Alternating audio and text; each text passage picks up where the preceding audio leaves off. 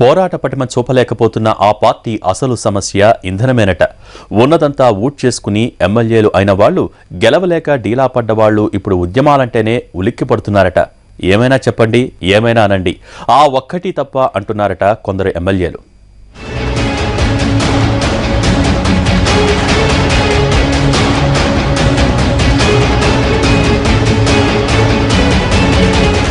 హోరాహోరీగా జరిగిన ఏపీ ఎన్నికల్లో కోట్ల రూపాయలు నీళ్లలా ఖర్చయ్యాయి. ఆ పార్టీ ఈ పార్టీ అని తేడా లేకుండా అభ్యర్థులంతా ఓట్ల కోసం కోట్లాది రూపాయలు కుమ్మరించేశారు. కోట్లు ఖర్చు చేసినా గెలవని వారు ఒకరైతే గెలిచి బాధపడుతున్న వాళ్లు ఇంకొందరు. ఇప్పుడు ఏపీలో ప్రధాన ప్రతిపక్షం వైసీపీని వేధిస్తున్న సమస్య ఇదేనట.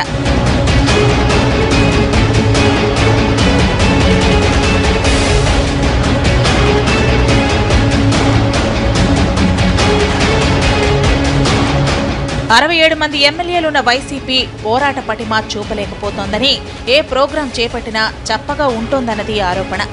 కీలకమైన విషయాల్లోనూ ఆ పార్టీ స్పందన అంతంత మాత్రంగానే ఉంటోంది. దీనికి అసలు కారణం ఆర్థిక సమస్యలేనట.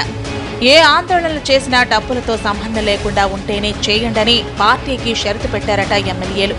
కోట్లు ఖర్చు పెట్టినా పార్టీ అధికారంలోకి రాకపోగా ఇప్పుడు మళ్లీ ఆందోళనలు, ఉద్యమాలు అంటే ఖర్చు తడిసి మోపిడవుతోందని వాపోతున్న ప్రతిపక్ష ఎమ్మెల్యేలు మరో 3 ఏళ్ల దాకా మా జోలికి రావద్దని అంటున్నారట.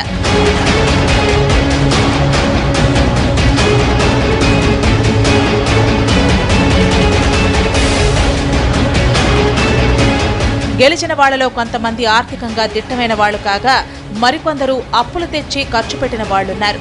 ఈ రెండో రకమే వైసీపీలో ఎక్కువగా ఉన్నారని తెలుస్తోంది.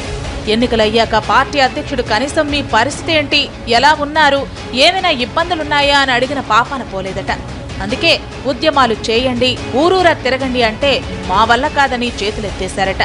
అడపాదడపా జగన్ చేస్తున్న దీక్షలకే జనాన్ని తరించలేకపోతున్నామని, ఇక కొత్తగా పోరాటాలు అంటే అడుగంటి పోతామని వాపోతున్నారట.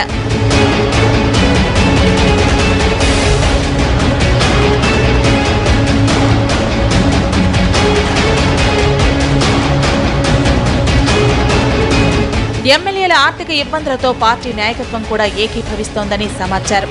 అందుకే ఏపీకి ప్రత్యేక హోదా కోసం ఈ నెల 10న ఢిల్లీలో చేపడుతున్న ధర్నాకు పార్టీనే రైళ్లను ఏర్పాటు చేసి జనాన్ని మాత్రం తీసుకురమ్మని ఎమ్మెల్యేలకు చెప్పిందంటున్నారు. అయితే ఇప్పట్లో నిధుల సర్దుబాటు ఏమీ ఉండదని, ఇబ్బందుల్లో ఉన్న వారందరినీ వచ్చే ఎన్నికల్లో చూసుకుంటామని హామీ ఇస్తున్నారట. కనీసం ఈ విధంగానైనా నిరాశ నిస్పృహల్లోకి ఎమ్మెల్యేలు వెళ్లకుండా ఉంటారని భావిస్తోందట ఫ్యాన్ పార్టీ.